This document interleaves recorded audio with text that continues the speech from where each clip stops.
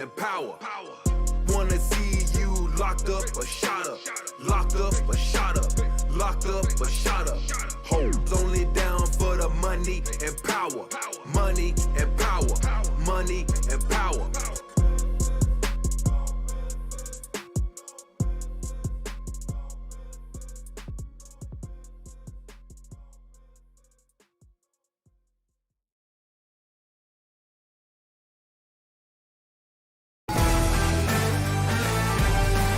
Kick to the gut. I like it. Yo, what's going on? It's Mister Young. Hey, how are you, brother? Good, now that I can hear your beautiful voice. I had your mic down, bro. Say your name again. Who you be? Who you be? Who are you, bro? How can you have my mic down, bro? Foreign in the building. There Put you some go. respect on that, bro. It's a Monday things, you know. It's lunchtime though, and we certainly appreciate that you're keeping us company here on the live stream. Of course, if you're listening to this on Spotify or on the podcast, Apple Podcasts, wherever you get your podcasts, right? We do the live stream every Monday, so feel free to come join us and talk wrestling. Once again, so many things to unpack as we are on the road to WrestleMania. We'll talk a little bit about it because, you know, we'll dedicate our next few episodes for like the proper WrestleMania preview, stand and deliver preview and all that. But bro, I gotta ask you, man, how was your weekend? Bro, can I just be honest right now? Sure. I haven't been sleeping well. Okay, I know there's football, right? There's some big matches. What else has been keeping you up? Bro, there's only one thing that's been keeping up, bro. Wait, hold on. Keep it PG. I don't want to know what else is keeping you up at night, huh? No. Nothing to do with my love life. Nothing to do with my love life. In fact, it's the exact opposite of my love life, bro. That one TMI already too much, bro. You're oversharing. Ever since WWE 2k dropped, I have had no life. Okay, That's what I mean. That's what I'm trying to get to, by Right. It's Mr. Young is jumping to conclusions. The only exercise I get. That's the old classic Jerry the Lawler joke, by the way. I got that joke because of Jerry Lawler. You know how he always had these very old joke book type jokes? Yeah, bro. And like every time he make fun of the Hart family and the parents, how old they are, fucking funny. Yeah, like this is one of my favorite lines of him. The only exercise he gets when he sees like a more fat guy, he will be like, the only exercise he gets is jumping to conclusions. It's kind of lame but funny. Like, you can't have a chuckle at it. But I mean, you know, like he's even talked about it before. He literally has these jokes prepared, so when the situation arises, he can drop it like it's hot. Yeah. I mean, you know, when I watched his Hall of Fame speech, do you remember 2007? I think Will Shatner was the one that inducted him. Right. It was the same year as the rest of them, GR. But I remember, right, his entire speech, right, wasn't him thanking people, you know. It was just him doing an entire roast on all his wrestling fraternity. It's damn funny, yeah. Oh my God, he's stand-up comedian lah. Irvin, let's give you a shout out. What's up? Welcome to the chat. Happy Monday, everybody. I hope this Monday feels you stress-free, finds you stress-free. Fills you up with stress-free thoughts. Yeah, that's what I'm thinking about. Mr. Young is on another level today. Shit. Bro, what have you been up to? Have you been playing so many games and doing so many acro yoga that you know everything's all in your head right now? Yeah, in a sense, bro, this month has been insane in terms of like the amount of video games that have come out, right? So, okay, everyone knows about Elden Ring. I mean, even if you're a cursory gamer, you know, like everyone's raving about it and how humongous it is. Like, we're talking, I'm probably going to be playing this game still for months and finishing it maybe at the end of the year, sort of a deal. Unless I really the main story, but there's so much extra to do. Okay. Maybe I'm the only one living in the cave, and I'm very embarrassed to ask, what is Elden Ring about? Elden Ring, oh my God. It's okay. You know what? It's one of those if you know, you know sort of a situations. You know what I'm saying? Brian Chong, what's up? Must buy the game or not? What? Brian Chong is not working by the hour. He's come in and he's like, give me the goods. I want to know. Give me what I want. To quote Batista. Give me what I want. It was the 3 years anniversary of that stupid promo, right? It's like, this past week. Yes. Okay. 3 years, bro. Brian Chong, we will give you what you want. Yes. We'll get to it as soon as we plug all the stupid shit we had to plug. Mama Daniel, what's up? Welcome to the podcast. OGs, hello. Talking about OGs, we need to shout out people like Dave Royalty, The Shadow, Christian as well, who have jumped on board as Patreon supporters as well. There you go. You like that nice little smooth transition into our Patreon page that we have. Yes, respect to all of you guys who pledge to take your support for the podcast to the next level. And for some of you who actually subscribe to our mid-card and above, you actually get some exclusive content, including something that we did for Grapple Max recently. That's right. So Grapple Max, of course, they had their event, and together with Grapple Max, we made a deal where you can actually watch the main event of that event, Smart Dave versus Hotshot Wilson, with our commentary as well. Yes, for sure. And if you guys enjoyed the commentary, you guys subscribe and you guys listen to it. And if it does well, we might even have more opportunities to call the entire event. So this is like a test run. It win-win situation for us. We get to give commentary to Grapple Max. Grapple Max gets other people to call their action. I think, it's a great way to support our local wrestling community as we get out of the pandemic. And also, of course, fill your bellies up with more pro wrestling content, stuff that you enjoy. So yeah, if you can, and only if you can, we'd appreciate it if you check out our Patreon page. It's Kick to the Gut on Patreon. Link is in the description as well, okay? Talking about links, Discord link is there also. Discord is where we just hang out. They're absolutely free. Please come and join, just be there and hang out and talk about wrestling. And there's just so many lively conversations going on. WWE, AEW, even promotions we don't even watch. Like, we know you wrestling fans. I know there's the Joshi camp, there is the Mexican Lucha Libre camp. All can go there and talk about what you love. Yeah, the Young Bucks fans, I don't know whether there's a lot of them on the Discord. Young Bucks fans, I delete all. I ban. No, I'm kidding. I'm kidding. Mr. Young is the moderator. That's why you don't see any Young Bucks praises. Maybe there's no such thing as a proper... No, I'm kidding. Okay. But to be fair, I really appreciate our community on Discord.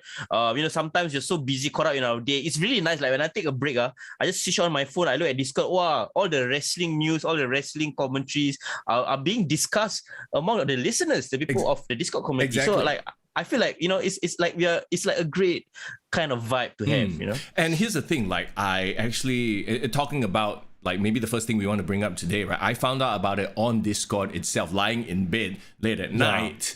I was like, just randomly scrolling, and it's a bit of sad news. I think you know what I'm talking about, right? Of course. Talking about Scott Hall, aka Razor Ramon. He, I didn't read the article in full, but apparently he's had 3 heart attacks and he's on life support right now as we speak.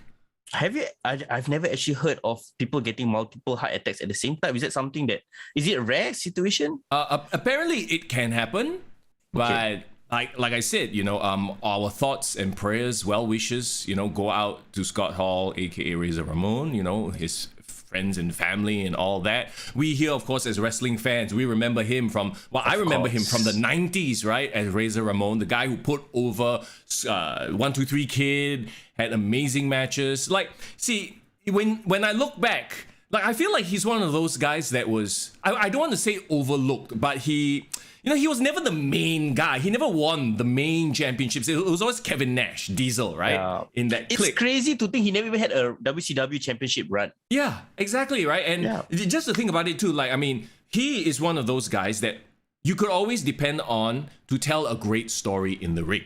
Would you agree? Of course, and I've heard so many stories of people looking to Scott Hall's opinion for certain things, and he actually helped create gimmicks for other people just by like a throwaway comment or just like analyzing a wrestler. I heard that he actually had a good hand in helping Undertaker come out with his gimmick. Really? Wow. Yeah. Like how to like tell him to like slow it down, play like a dead man, like all these little things. And even DDP, helping DDP become the babyface star that he was. So his knowledge of the business is so incredible. I mean, I can't speak to his WCW Scott Hall Outsiders stuff because I never really watched the NWO that much or the WCW at the point, right? But I remember very clearly like his work as was he a heel? I think his vignettes were heelish, but people just loved him anyway. Razor Ramon. And yes, it was very gimmicky. It was, it was early 90s, late 80s WWE, right? And wasn't he originally like kind of a ripoff of Scarface or Tony Montana? Yeah, but like taken to this cartoony, WWE superstars level lah. Yeah, I remember when he had his first few vignettes, he was officially like the first bad guy that people like hate to love, but they can't help themselves, right? Or rather, love to hate, you mean? Love to hate, yeah, because he was just so cool. Yeah. He had the machismo, the toothpick. Yes, like throw the toothpick at you, that sort of thing. Irvin brings up that he was unreliable because of his issues. That's true. But if you think about it, you look at the entire history of the WWE, there have been many people like that who have had issues, but they've also had incredible success. They were incredibly talented. It's just that their personal lives they've had to handle at certain points, And I mean, a lot is said about people who are very creative in that because of this sort of a creativity. I mean, Jeff Hardy might be another example as well. Incredibly creative person, but also had his demons as well, And the list goes on. There are a lot of stories about that. So yeah, to be fair, this last decade, I think he kind of cleaned himself up. He did his DDP yoga. He finally got inducted into the Hall of Fame. So in the last couple of years, I thought he was kind of like enjoying his retirement and stuff like. So this was really unexpected news because the last thing I heard was he was doing well, healthy. Yeah. I guess my best memory of him would have to be him versus I mentioned this match before, 1-2-3 Kid. Remember when 1-2-3 Kid was seen as this jobber guy? Yeah. And like you're like, oh, this match, it's obviously going to be a squash match. And it was, this is kudos to them for being able to pull this off, right? And this is a lost art, especially in AEW. Okay? You know where I'm going with this. You can't have job guys going toe-to-toe with your main event guys. It just doesn't. Like, I know they think that they are trying to bring them up, but you're not. You're just making yourself look bad. Like, bro, let me guess. JD Drake versus Keith Lee, right? Oh god, yeah. There's an example. Like, who is this fella, and why is he going toe to toe with Keith Lee? No, Keith Lee should be. Anyway, I'm sorry for jumping on that, but my point is, right? Yes. He made it. He see the way that match was set up. Razor Ramon versus 1-2-3 Kid. Razor Ramon was at some points like toying with him, just like there's no way this fella going to win. No, and then you pull the rug from under. That's why it was a shock. That's why it was memorable. And that's why it made the 1-2-3 Kid. So I don't know who put that match together, but I have to think that Scott Hall had it in his mind, okay, this is what we need to do. We can't just go back and forth. It would make no sense. Yeah, didn't he 1-2-3 Kid had like an upset victory, right? Yes. And like I said, it was like an open challenge, right? For the IC title. I don't think he won a championship. It was just a one-on-one match. But the entire the shock of him just winning, it was very rarely ever done. Actually, at that point as a kid, it was never done. It was like if JD Drake beat Keith Lee. Yeah, it was so unexpected. Of course, disparity of the size also was having to take into account. Yeah. And he 1-2-3 was essentially a jobber before that, right? 1-2-3 Kid. That's the thing. That's the big one. 1-2-3 Kid before that was just a jobber. He was never pushed as like, oh, this kid with like amazing abilities. He was just a guy who would lose every week.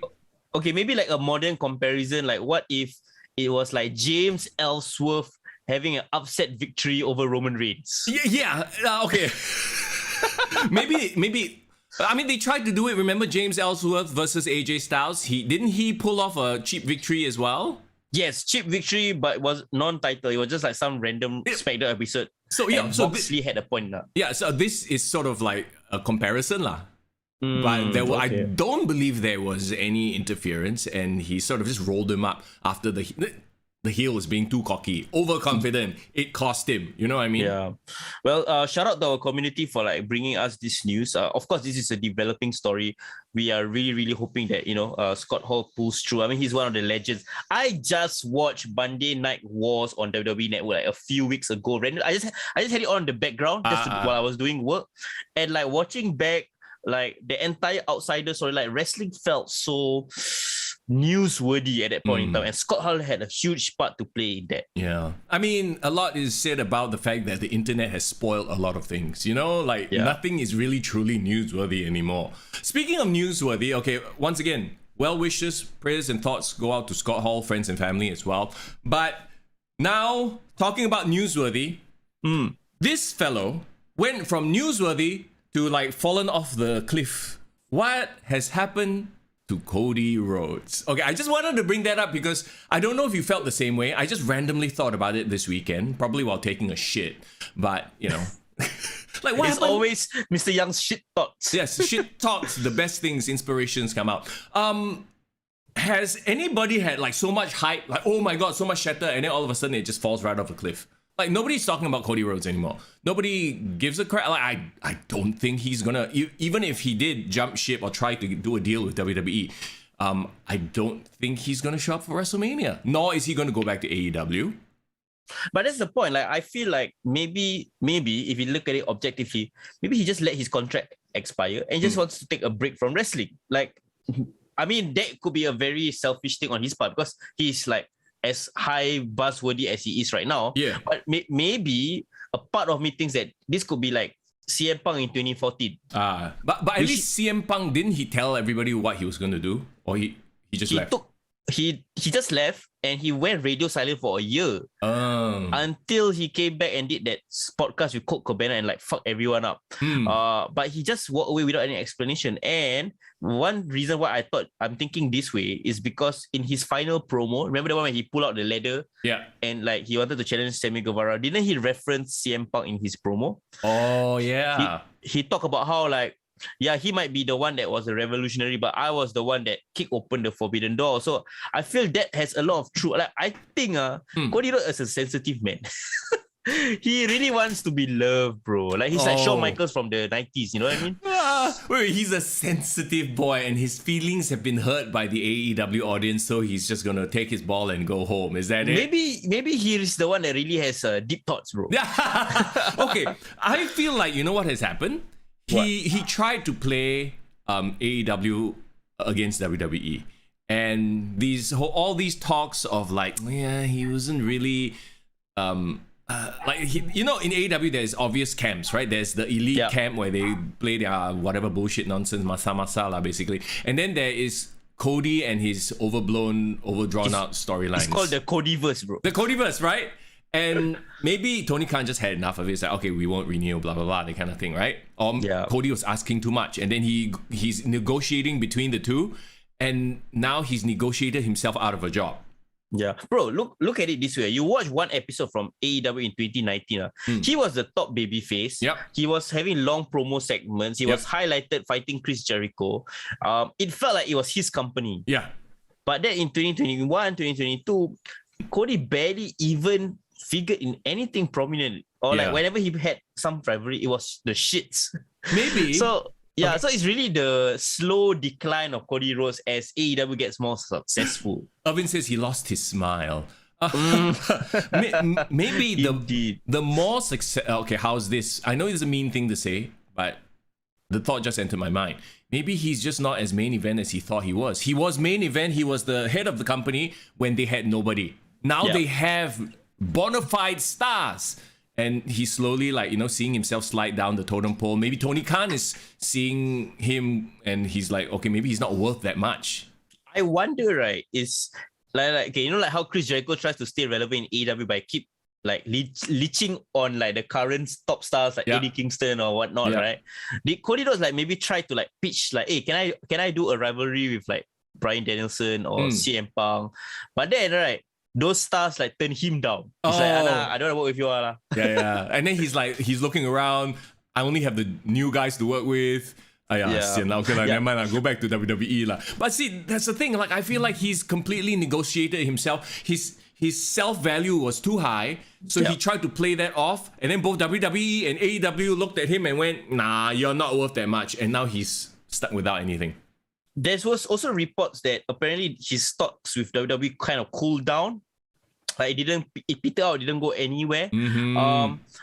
I, for one, do think that, like, and I said a couple of times over the last few weeks that he legitimately did leave AEW. They couldn't agree on a deal. That's for sure. Yeah. Right now is where he wants or how he wants to enter WWE, because I think he might also have priced himself out of signing with WWE. Exactly. And maybe WWE is like, and they're going to do business. They're not going to be like, oh, take all the money, you know. They're going to be like, okay, maybe we can have you in here as a, mid-card, upper mid-card max. And he's like, no, I want 20-minute promos on Raw. But there is a part of me that feels like there is a reason why Seth Rollins still doesn't have an opponent confirmed yet. So because they're reserving him, sort of like, okay, if Cody signs, or maybe they already have him signed and they're keeping it super hush-hush, they're like, at least that's a match that could happen. And if anybody can give him a great match, I mean, Seth, right? Put it this way. If Seth doesn't start any rivalry with anyone in the next coming weeks, including tomorrow's Raw, then right, my theory is he's gonna like be John Cena in 2018, where he's just gonna keep asking, give me an opponent, blah blah blah. And then at WrestleMania, I think he might even open the show and say, how can you have one of your biggest stars in WWE and not give me a match? I want to do an open challenge right now. And in my opinion, that's the perfect way to debut him, because honestly, it's too late to like build up any hype. It has to be a random surprise at WrestleMania. Okay, then the question is, what is the music that hits when Seth Rollins throws out the open challenge? You know what? I'm gonna say I want it to be the tinkly music and it's Stardust. I thought you were gonna say, wow, you're smoking mirrors. Wow. Tova Kid, what's up? It's Monday. You know what that means. What's up, Tova Kid? Today is a bit of a mix of both our regular podcast and my gaming stuff, because in just a bit, we'll take a look. If you haven't already got it, we want to give you a review basically, because we've both been playing it as well, right? Yeah, bro. Of WWE 2k22. Let me just give you this is what we can expect in a bit, okay? Once we chat about this week in pro wrestling. So that's the Cody stuff. Is there anything else that really jumps out at you this week? I mean, of course, I want to talk about Jeff Hardy's AEW debut. And before you tell me what you think, I need to say about what I feel right off the bat. Sure. First of all, I enjoyed the memes of everyone was saying like, wow, Jeff Hardy want to come out and save his brother. He still can dance on the rampway. Yeah, he got time to dance first. Yeah, before saving his bro. Yeah. Yeah, but other than that, it was a terrible debut, bro. It was a bullshit. No, I don't know whether because like the Andrade HFO Matt Hardy thing has been like so shitty that it's like you want to shoehorn him into this storyline. It almost felt like they were rushing to the ending so that they can get Jeff Hardy in, you know. But I just like, why? Who cares? Who cares Hardy Boys versus Private Party? Who cares that Private Party like turn on Matt Hardy? You know what I mean? Bro, it's so obvious. It's so obvious that like they just pull the plug on this, let it happen, let the Hardy Boys become a thing, because first of all, the whole Andrade Hardy office bullshit was not working to begin with. But there was still, if Jeff didn't sign, I'm pretty sure they would just continue with it, right?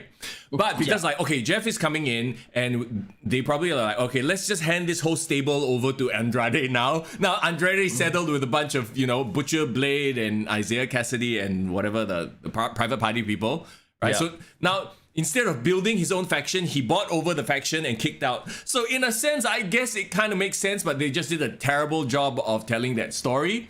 And then Matt's never been a promo guy. And his promo in the ring with the, all right, well, put your thumbs up if you want to kick me out. Like, when he was doing it, I'm like, oh my God, it's so this is like community theater. This is high school like theater play. You know, like this is that level of acting. Secondary school, you all had to do plays last time, right? I had to do play. No, my acting probably better than that. For fuck's sake, man. Bro, it was a long way from Matt Hardy.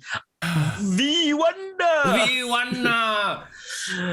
Man, but okay, the thing is, like, why I thought it sucked. I mean, it's not just the entry point. Like, of all the rivalries, he enters into this. But like Jeff Hardy, I don't know, man. Like maybe what WWE has done to him the last 1 or 2 years has really like kind of squished off all his luster. Yeah. But like I was happy that he was in AEW. Yeah, there was a pop. I'm legitimately surprised that they could come out to the Hardy Boys team.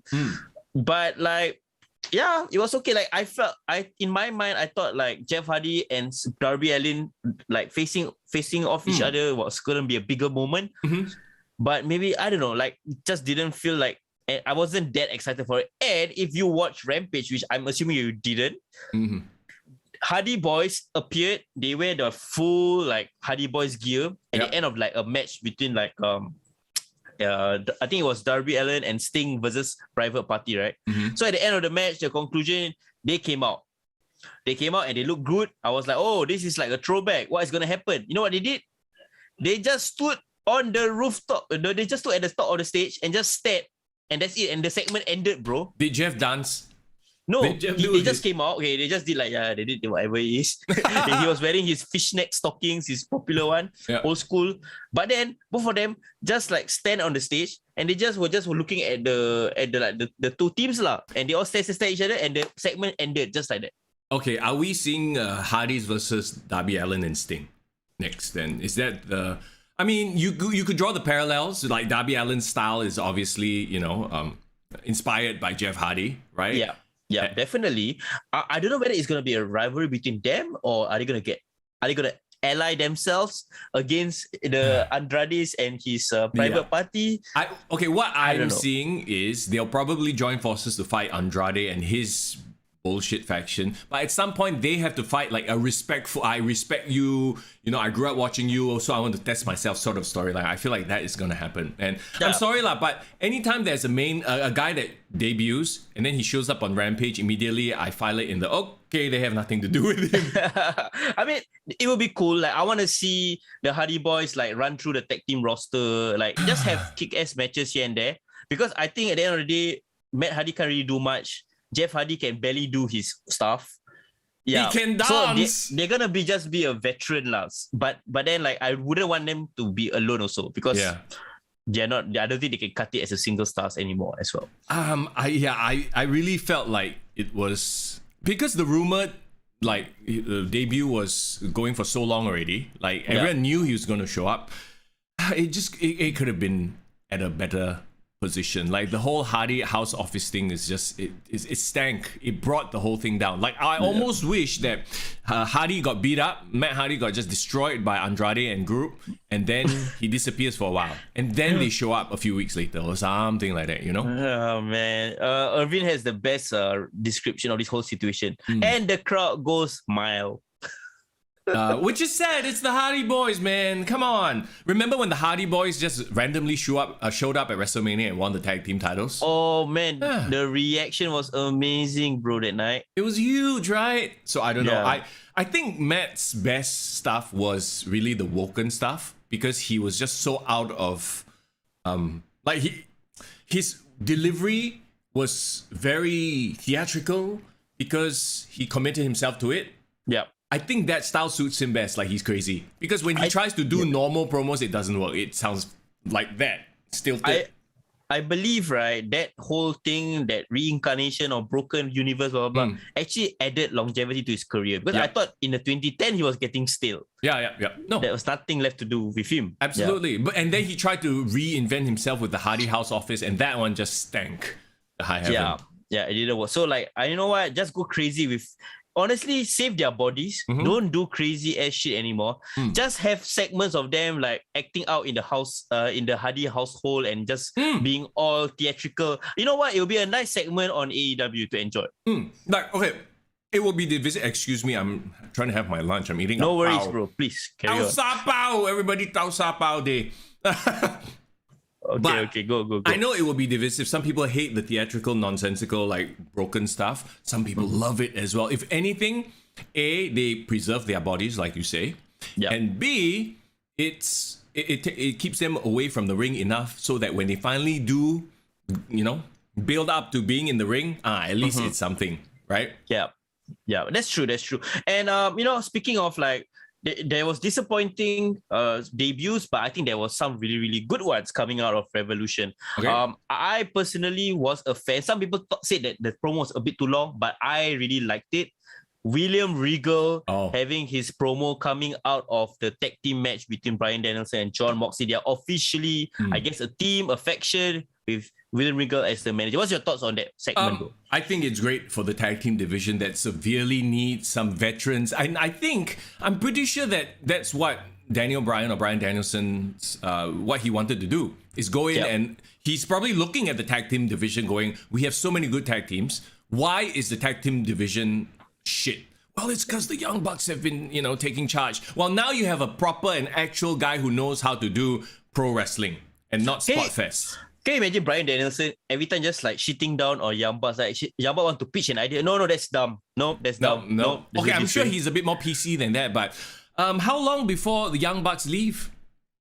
You know what? I feel like it's coming soon, you know? I feel like either Young Bucks will accept their role as just figurehead EVP, but they don't do shit, or they get annoyed by people talking about them not holding other people down. And they will leave. But I don't think they will go back.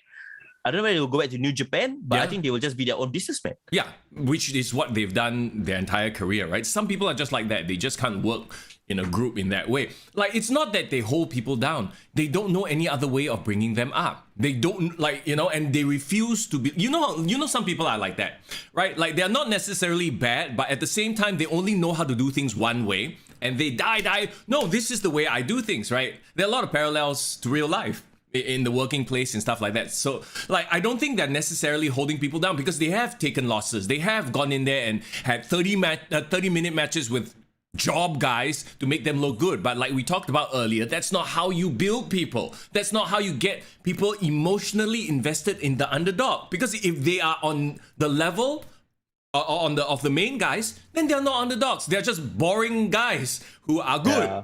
And that gives you nothing. There's no support. There's no, oh my God, they almost had it, but they were outmatched sort of a deal. Like, really? I don't think so. Yeah, I mean, they mean well. I don't see them as like a cunning, backstabbing, carny type of wrestlers. And of course, the reason they are the way they are is just that, you know, people have been shitting on them since day one. So of course, they will develop some sort of like resistance or like, you know what, you do that, I'm going to troll you back, you know, kind of thing. Yeah. I can never forgive them for what they did to FTR though. Oh God, yes, the FTR. FTR definitely have a chip on their shoulder. As well. Is this chip on their shoulder that like FTR is better according to other people?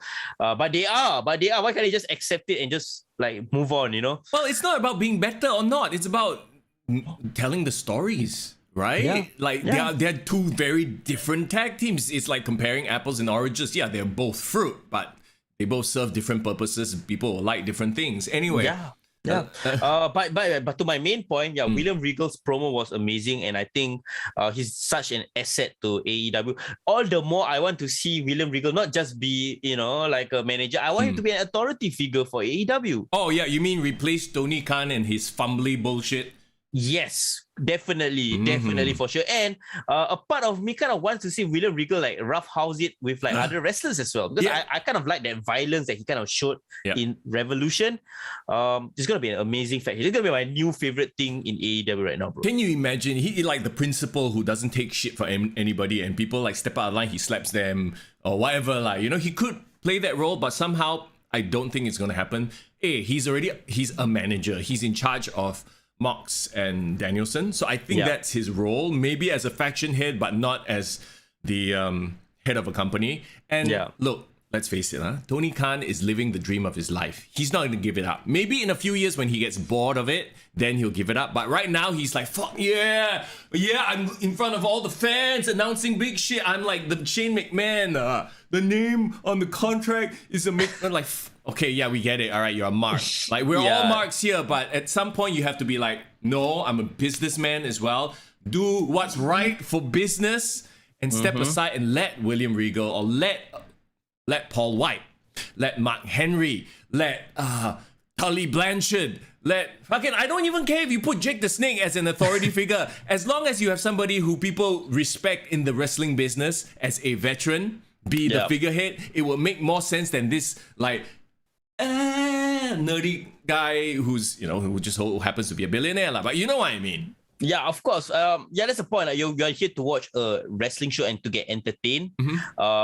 Tony Khan is not an entertaining person. I mean, he's one of us. Like, I think he's better as a viewer, as a critic, someone behind the scenes. But let the star performers do their thing.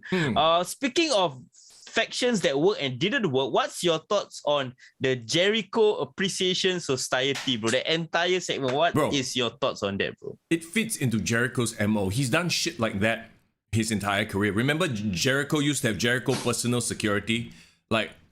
But for Goldberg, is it? Yeah. He likes to come up with all kinds of bullshit. To like, we talked about this on a previous episode. He's the kind of guy that throws shit out there until one sticks. So I don't hate it. I think it's a great way to bring up a bunch of jobbers.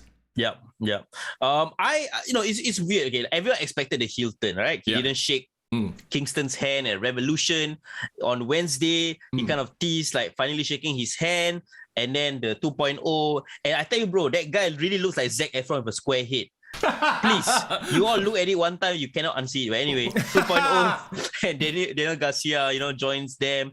And then the dreaded turning on Santana and Ortiz. Okay, I don't mind. Inner Circle, I think their time has run its course. Like, I think it's the right time to end the group. But then, it makes me realize a lot of things, bro. What's that? In your opinion, was Inner Circle overall a successful faction? Yeah, I would think so. Because, okay, everyone except Santana and Ortiz have gained, to be honest, Jake Hager, I think he's just there to have fun. He's not there to become a world champion because he has his MMA stuff, right? So he just shows up, he has a good time. He's one of those guys, I feel. So I don't care whether he goes up or down in the pecking order because it doesn't. He's just an enforcer there. Yeah. Santana and Ortiz is the only letdown, but then, like I said, the entire tag team division is a shambles, so it's not Jericho or anybody's fault. Like Sammy Guevara has taken off, both because of him and I think his association. So ultimately, I think the Inner Circle did work. Okay. I respect your opinion, but I respectfully disagree. Okay, go. I think that Inner Circle was a failure because, like you said, only one person benefited, and it was Sammy Guevara. And Sammy Guevara used the rub from Chris Jericho, which I think was great. Yep. But I think everything else he has earned in AEW. He became a star on his own accord, his own performances, and he was given a good spotlight as a TNT champion. Yeah. But like you said, Santana and Ortiz hasn't done jack shit. And they were supposed to be like the number 3 top tag team in 2019 because if you remember, the first ever like ladder match between Young Bucks and Lucha Bros, the Santana and Ortiz was the one that interfered at the end, So they came out like a big deal. Remember that? Yeah, but like I said, to that point, it's kind of not Jericho's fault because he's not in charge of he's not in charge of anything per se, but he doesn't have the purview over the tag team division, and we talked about it just now. It's the whole Young Bucks issue where they can't do episodic long-term storytelling. Not in singles, not in tag. That's why the tag team division is shit, even though they have so many great tag teams. Yeah. And also you have to remember, right? The Inner Circle was formed during a time when AEW was at its infancy. I think arguably you can say that everybody's notoriety or popularity has gone up, despite Santana and Ortiz not being main contenders in the tag team division. But that's the tag team division's fault. Like Santana and Ortiz, I know will do well. Like you can see from their promo like a few weeks back that Santana is great at cutting promos. I think they will do just fine given the right opportunity. But the one that really made me realize he hasn't done shit in 2-3 years is Jake Hager. Like you said, Jake Hager, he's there to have fun and blah blah blah. But like when he joined the turn with Chris Jericho, it made me realize Jake Hager hasn't moved up or down ever since. Like he's just stayed stagnant. This is his spot. He's just gonna be Chris Jericho's guy. Yeah, he's just Chris Jericho's bodyguard or whatever lah. Which I mean, like I said, I think it's fine. It's not a big deal. Like they're not looking to make him the next Goldberg or the next, and I don't think he cares to do it as well. Yeah. So why I feel like it's weird because like everyone expected the heel turn, but nobody expected Chris Jericho to leave a faction, destroy one faction, and create another. But if Inner Circle wasn't that successful in my mind, right, what would make the Jericho Appreciation Society any better? I think it's a worse version of Inner Circle as it is. Yeah, for sure. Right now, if you look at it, right, it is a worse version of the Inner Circle. But I think that isn't the point. This is not going to be a long-running faction. It was just there to like turn him even more heel. It's like, you're so egotistical that you are working with these guys who previously shit on you, blah blah blah, that kind of thing, right? Remember they had the whole feud. He called them Terrence and Phillip and shit like that. Yeah, I remember. So it's weird because of course Chris Jericho I think was due a change in character. He has a great body right now to go along with this new change. So respect to him. But I wonder, bro, what is he going to do with the Judas song now? Oh yeah, because everyone loves singing along with it. Yeah. So is he gonna own it and call himself a Judas and people can sing it to him? Yeah. Or like, is he gonna completely change up and do a Chris Jericho 2008 and completely change his presentation? Because I wouldn't put Chris Jericho past that to be able to do that. True. Let me see. Yeah. He comes out to instrumental, or he bro, the ultimate, you know what he should do? This is the truth. If somehow he could get the rights to break the walls down. You brought up a great point, because apparently you heard about him trying to copyright the sports entertainer. Yes. Yeah, so maybe this is what he's trying to do. Like, he's gonna do what Mick Foley did in ECW 1995. He became the anti-hardcore legend. Yeah, so basically he goes to a wrestling company and calls himself a sports entertainer. Isn't that a heel hit, right? Yeah, like instantly turn his back on what this entire company stands for. Like, you know, WWE is the evil empire to AEW fans. So to make himself even more heel, yeah, exactly right. Can you imagine? Or if they can't get the license to it, they can like compose something that's very similar, like have the countdown and everything, and make himself very WWE-esque to piss off the AEW crowd. And even like, you know, this whole thing with Eddie Kingston already, right? Remember? Yeah, definitely, because Eddie Kingston is all about real pro wrestling, right? Yeah, and it's crazy. Like, I can imagine Chris Jericho becoming a simp for WWE on AEW television as a heel. Yeah, it's hilarious, but it works in the current meta. So I think we should give Chris Jericho some credit where it's due, but also at the same time, you're right. I find it hard to like, and maybe it's because right now, what's it, 2.0 and Danny Garcia, they are so like bland. Maybe, hopefully, this Chris Jericho association will bring them up, because, like I said, Santana and Ortiz don't need it already. Honestly, I think they are ready to stand on their own. Feuding with Chris Jericho will bring them up as well. So for sure. I'm interested to see. I mean, I'm at the end of the day a Chris Jericho fan through and through. Yeah, so, of course. You know, I love Chris Jericho as well.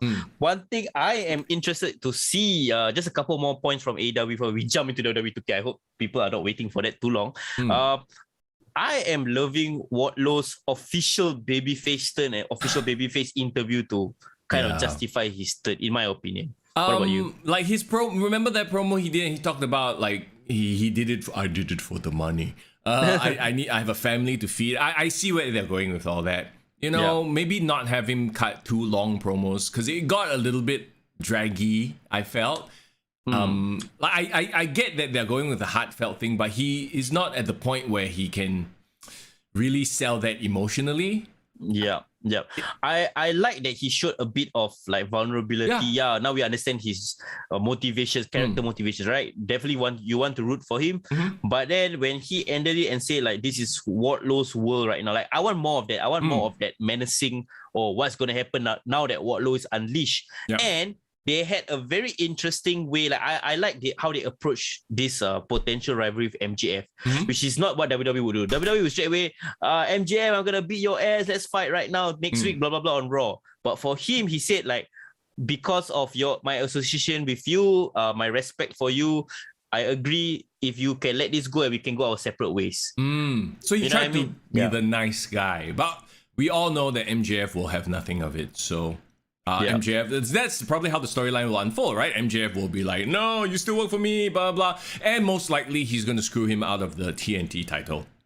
Yes. Match. Speaking of the TNT title, so we have a new champion. Very shocking. Were you shocked? I was shocked.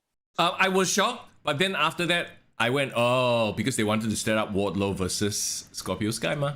Yeah. So I was shocked that happened. I was also shocked that Scorpio Sky was on an undefeated streak. Oh, right. Yeah, well, that one, who really knows? Everybody can have an undefeated streak if they just hang out on AEW Dark or Elevator or whatever the fuck. Yeah, keep beating all the jobbers in AEW and pad out your winning streak, right? Yeah, I hate it, bro. I hate it when they go, oh yeah, she's 40-2. Like, that's because she's been wrestling jobbers on Heat. Like, this quote-unquote stats mean absolutely nothing. Like, it's so meaningless. It's supposed to, I guess, mean something in the context of statisticians, but if they use it well for like storyline purposes, I wouldn't mind it. But it's just like for the sake of it, right? Yeah. Okay. I wonder. Okay, maybe we are talking as quote unquote smart fans. Like, you know, we have a better understanding. Maybe the idea is that we can get the passerbys, like, you know, some rando who watches AEW. They might not know that the undefeated streak actually comes from beating a bunch of jobbers. So they'd be like, oh, really? Wow, he's important. Let me hear. So maybe there could be some... For the casuals. Yeah, for the casuals. Some hook there like, oh, this person is impressive. 40-1. Wow, that's a very good record. Because everyone watches sports, right? So they kind of know... well, maybe that's the reason. But we smarts. But then again, AEW is supposed to be catering to a bunch of smarts. So it goes against what their target audience is. So... What are the odds that Scorpio Sky is going to have a 1 week title run? Oh, God. No, here's the thing. You can't hotshot Wardlow like that. You need MJF to cause him to lose. Like, it makes no sense if Wardlow suddenly becomes a TNT champion. It's like, walao. Yeah. So your prediction is they're going to have that match and Wardlow is about to win and MJF screws the shit out of him. Oh, yeah. No, MJF must, 100% must screw him out of the title. You can't have that. Or okay, he could conceivably win it, and then due to contractual loophole, MJF becomes a TNT champion. I was like, no, you work for me, that's actually mine. I think that might be even more like shitty. Yeah, that's great because you remember he said that in the backstage segment, like, oh, no, I will let you keep the title, but maybe he goes back on his word. Yeah. Bro, Mister Young for Best Booker 2022. Let Wardlow win, let the crowd pop, and then MJF's music hits, he comes out, actually that title is mine, contractually got lawyers, like bring a bunch of, actors, fake a lawyer, and be like, nope, that title he take, and he becomes a TNT champion without even wrestling a match. Ooh, the heel heat, oh shit. And then you know what he said? He said, I might have said that, but it wasn't on contract, it wasn't written in stone. Yeah. So I changed my mind. Yeah, so you get the dastardly heel who wins and didn't even lift a finger. Oh shit! And because what Wardlow said is, I might still be on contract, but I just don't give a damn anymore. But technically, he is still on contract. So if Wardlow want to get angry or what, he can. Technically, he's not a AEW wrestler, right? He works for MJF. Yeah, I mean, like second to the Bryan Danielson shit, of course, and CM Punk, which I love, no matter what.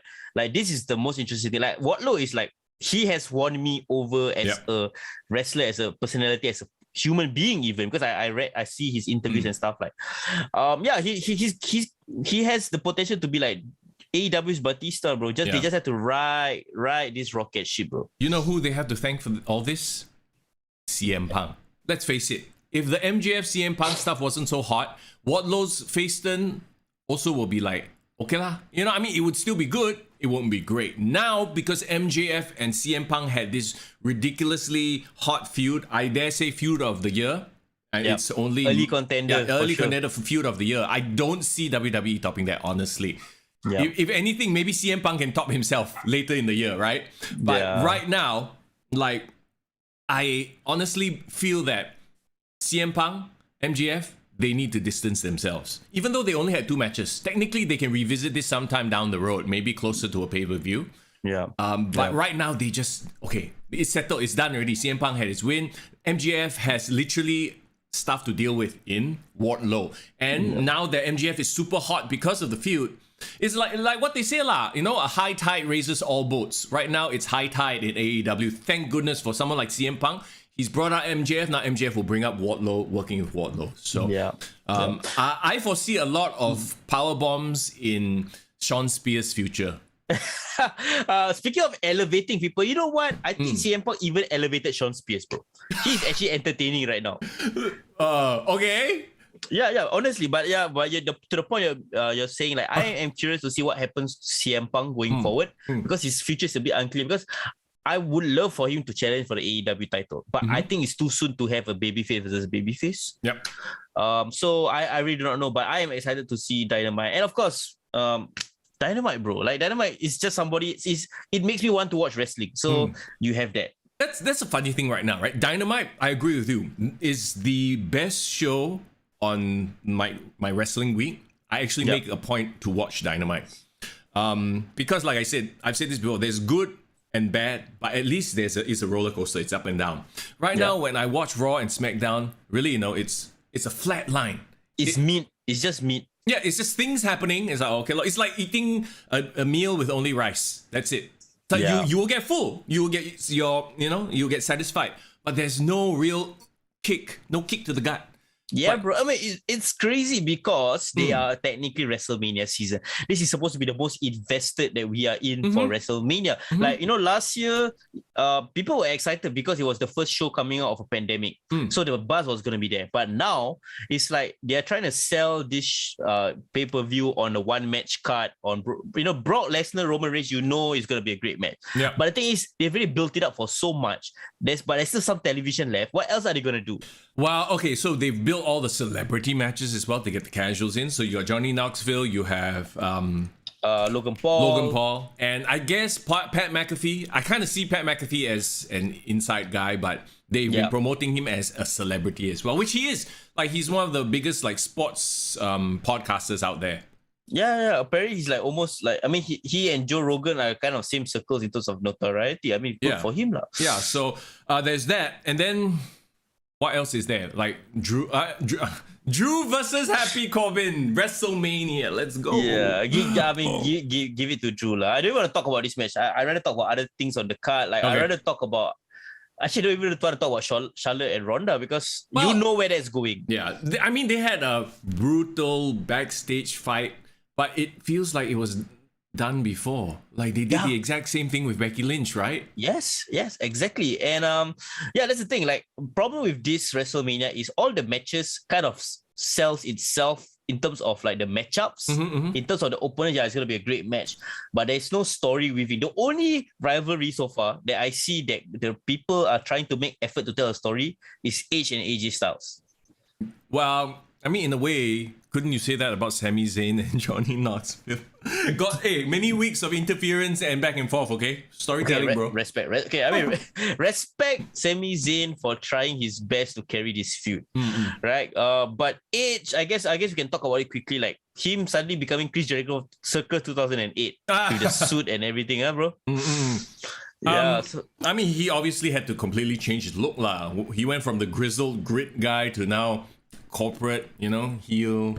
Try to make it obvious that AJ Styles is the good guy, but I want to know what are they going to do with it, because at least it's not just the best performer of this generation versus like all the legends of this generation. Like, they're trying to tell a story behind, and I want to know more. But my problem with this is just a few weeks ago, he was out there with his wife smiling, beating up the Miz. So this sudden turn, like, I mean, I know he did a promo, like, he discovered a part of himself, blah blah blah, and he likes it. I kind of rolled my eyes at it. It feels like he's trying to do, he's trying to work with what he has, but it's so shoehorned in there. It's like the Matt Hardy, like, sudden, like, oh, by the way, this is not working out. Like, huh? Okay, I get what you mean. But that's the thing, like, what else is there to sell? What, Kevin Owens and Stone Cold Steve Austin? Wow, that one is on the level, bro. That one's on the level of stupid. Remember Shane McMahon, Braun Strowman? Stupid. You are stupid. That's on the level of that. Okay, Stone Cold versus Kevin Owens. Sorry, go. For the record, I don't think it's gonna be a match. It's just gonna be Stone Cold coming out, KO show, stun him, and that's it. Yeah, it's okay. And let Stone Cold rest his body. I don't think can handle a full-on match really, Honestly, I don't want to see him fight. I don't want his last match, which was an amazing match with The Rock, be like, ruined, like how Shawn Michaels ruined it with Saudi Mania, right? Yeah, don't devalue your body of work. So no, I think he's smarter than that. And they've already announced it's a KO show. He's just going to go in there, they're going to jibber jabber and then boom, stunner, boom, get out of there, right? Huge pop. Yeah, it's very much to your point. Every match sells itself. It being marquee matches, so they like kind of be like, okay, I don't care about the storytelling, or they are trying to tell the story, but their writers are not very good at this point. And it's all very bland, and it's almost as if, right? They're like, okay, we just need the big marquee matches. Everything else is just filler, like I said. Bro, honestly, right, they can just stop airing Raw and SmackDown and just the next show is WrestleMania already. Because they're already done. They're done building it up. There's nothing else they can build up right now. That's actually a very good way of putting it. So yeah, exactly, right? Usually the road to WrestleMania, how they get there, that's the exciting part. This year, it's becoming more and more corporate. Is that the word?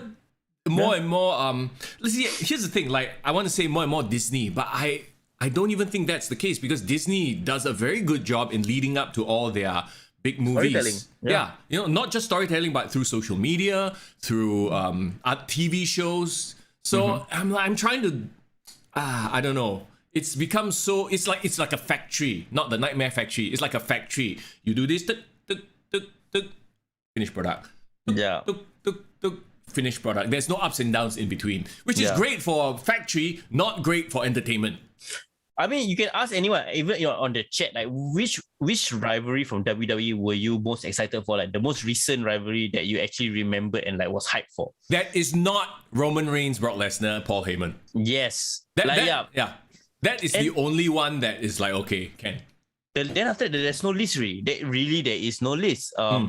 Like the things that make me love WWE right now is not the storylines, it's the people. Like I love Big E, for example, right? Oh Shout my out gosh. to him. Yeah, we didn't mention this earlier, but when he took a belly to belly by Rich Holland on SmackDown, he freaking landed on his head and broke his neck.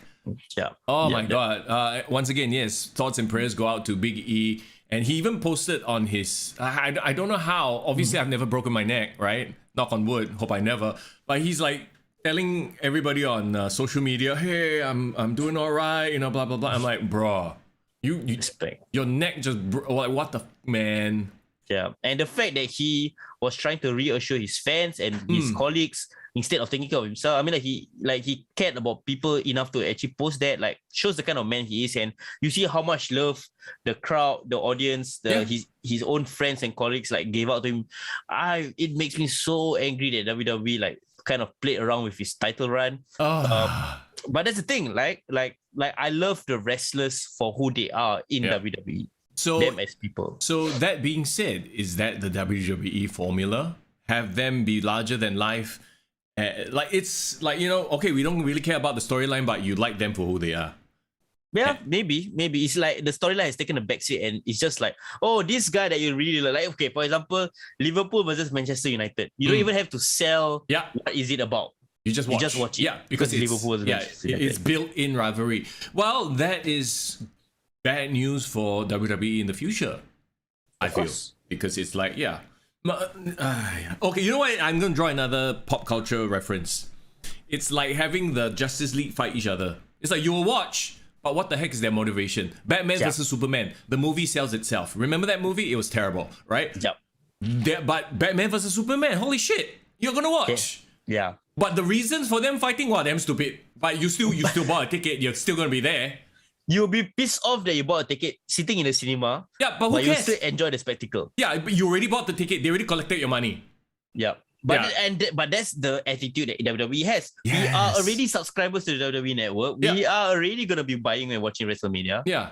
Where's the effort anymore? Yeah, so, and you compare that to what AEW is doing, they're still selling pay-per-views. They're still selling, like, you know, Fight TV, pay-per-view, subscriptions, blah, blah, blah, that kind of thing. So like in a way, that's what the scene is these days. I'm sad. I'm sad about that because like when I watch Raw and SmackDown, like a lot of times I find myself doing something else because I'm just, okay, like it's just happening. You just have it's on the background. There's nothing newsworthy. There's nothing that will make you put down whatever you're doing and just watch the show. Right.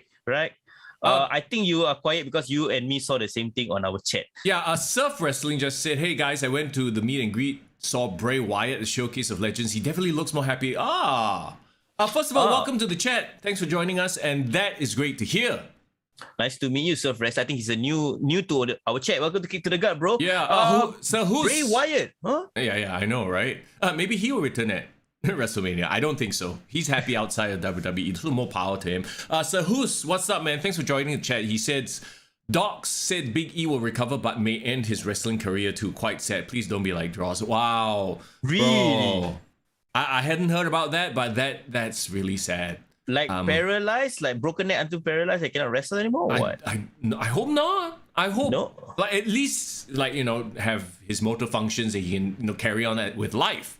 Right, but there is people like who have broken their necks in wrestling, like, you know, Stone Cold, Lita, who have managed to continue their career. So Kurt Angle, broken freaking neck. So I hope take as long as he needs to take a year off. Please do it. Yeah.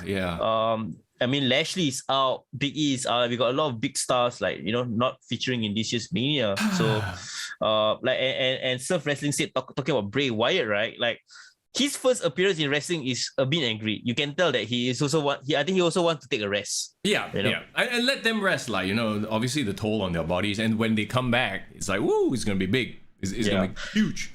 Sir Who's Pro came at the right time. I think we've talked enough. We've already teased our listeners enough. I think let's dive right into WWE 2k22. Let's review it. What's your initial thoughts of the game, my friend? Okay, so I'm gonna just pull the game up right now, right? So I have WWE 2k22 running on my PS5 right now, and excuse me.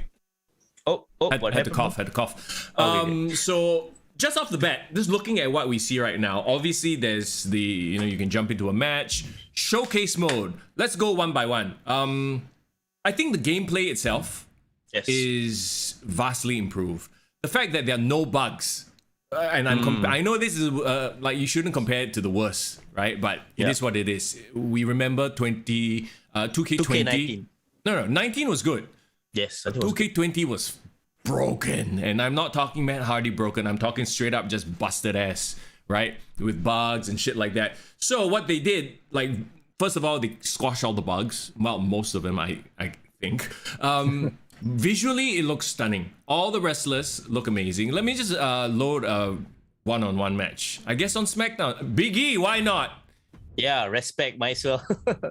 Versus Eric Bischoff. What? Come on, let's have a Big E versus Drew. How about that? Yeah, Big E versus Drew. Yeah. Let's play the entrances, and yes, you can kind of see for yourself, right? Yeah. The visual, how spectacular the visuals are. Absolutely. Like I said, I'm playing this on a PS5. Oh, nice. Oh, then all the more you have everything, right? Yeah, so the presentation, there you go. Woo. Check out Drew and his entrance. Like, all the rest, okay, most of the wrestlers look amazing. Is it also the fact that it's on PS5 that the visuals really come out? Because like cross-generation, because I'm playing on PS4. Oh, of course lah, of course. Yep. But if you are playing it like in a beefy system, it's gonna look good. Look at even the chest hair. Looks amazing. Bro, one thing I love about this 2K is like the hair physics is so much better. Remember, like, I can't remember which year it was, they had horrible hair physics with like Bianca Belair, especially because she has a super long whip. Yeah. Bianca Belair's hair, for the record, I played her. It's dope. Like, she actually, the hair doesn't look like a stick. Drew is 91, sure not. I guess so. Yeah, I mean, maybe they feel bad lah. They have been deep pushing him, so they give him his 2020 rating lah. I believe it is available on PC. And here's the thing, right? Like, this was developed during the pandemic era. So at that time, Drew was the main guy, if you remember. He was the main champion. He was very heavily pushed in the Thunderdome era. So yeah, he would be a 91, would he not? Yeah, for sure. And I still think he's one of WWE's top stars. Just because he's like going down the card to fight Happy Corbin doesn't mean he makes it any worse. Like, I think Drew can feasibly main event a Raw, SmackDown, and people will still take it legitimately. For sure. Oh, Big E! Get well soon! Ooh, look at how good Big E looks. I mean, it's also your PS5, bro. Respect. Yeah. And okay, just sort of the light physics coming off the gear, it's all real shiny and nice. Dogs, good to see you. Dog says, is Via... No, wait. Irvin says, is Via in the game? No, Via will be coming soon. He will be dropping as DLC in 2074. Bro, he has his own DLC. It's called the Veer Pack, bro. Yeah. He veer off course a bit. But the thing is, it'll never come on. Just like him. Oh man, look at how great like the set design, man. Yeah. Look at that. In terms of the visual presentation, they've nailed it lah. They've nailed it 100%. Oh, before we do that, I just thought of a joke when it comes to Via. It must be very tough to be his wife or his girlfriend. Why? Because Via never comes. Astaghfirullahaladzim. Oh my god. You see, you even made me curse in Arabic, bro. Okay, anyway.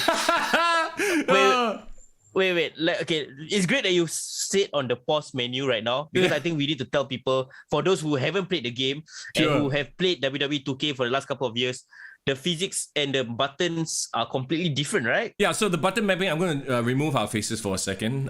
Bear with us. You can't see our beautiful faces. But if you take a look at the button configuration, it's now light attack, heavy attack, and grab. There's no using the right stick to, grapple or, like different grapple systems. I will say that I actually do like this system. It's actually made it easier, but they've also come up with a different system. So it's like let me show you a combo system now. So you have to press square, square, square to do a certain move, or square, square, X. This harkens back to the old Raw on PS1 days. If you remember those games where you had to press a certain combination to do things. But if you were like me, because when I initially heard about this, I was worried. I was like, huh? So every different character, I have to memorize a different combination, right? But don't worry, they've actually made it simple enough so that, like you start every combo with a light. If you notice, the square is the light attack, right? Yeah. Then after that, you can anyhow do. You want to memorize your favorite wrestler, that's fine. But if you don't want to, it's very easy. You press square, square, square 3 times. Or like, it goes from 1, 2, 3. Let's pretend that light is 1, heavy strike is 2, grapple is 3, right? Yep. So no matter how you get to 3, 1, 1, 3, 1, 1, 1, 3, 1, 1, 2, 3, you always go from small to big. Yeah. You know what? It reminds me of what or not? It reminds me of like they really took the best parts about fighting games where it's all about the button mashing. Yeah. Like if you pick up Mortal Kombat, for example, you do not know the moves, but you just play, you might hit something and it will still look good, right? Yeah. And then like when you go and study how to do the moves, it feels good. And then you feel like, hey, I achieved something. But if you don't want to, if you like don't want to waste time to do that, you can still totally pick up and play.